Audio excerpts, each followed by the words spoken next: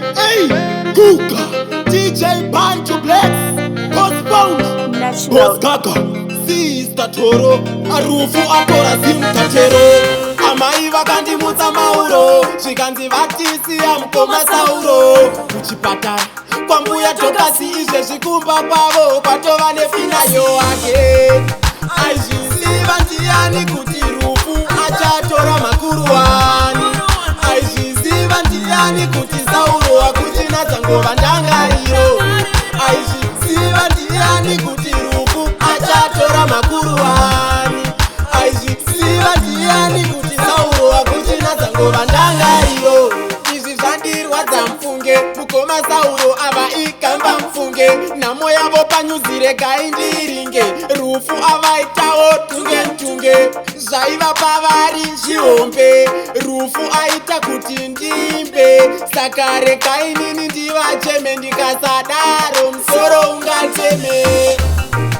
Aizviziva ndiani kuti Rufu achatora makuruani, Aizviziva ndiani kuti Sauro akuchina dzangova ndangariro, Aizviziva ndiani kuti Rufu achatora makuruani, Aizviziva ndiani kuti Sauro akuchina dzangova ndangariro.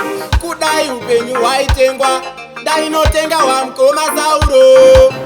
Kudai upenyu hwaitengwa, dainotenga wasoja lave. Can't believe kuti matova mukofi, komudhanzi matisusu todi.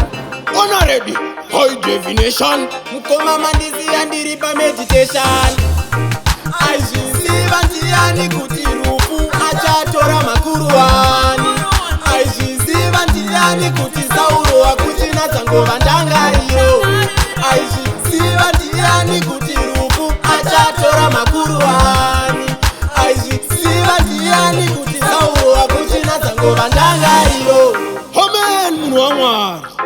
Hama yangu, Mwari akanaka hama yangu. Chiba television teaser. Kwendesa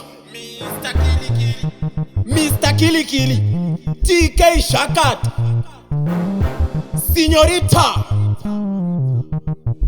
Fire Ticket.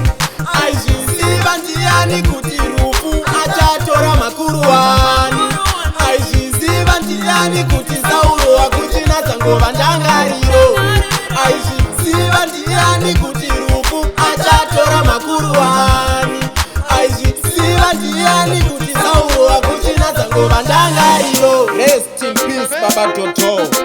Don't try this. So Musaka Sauro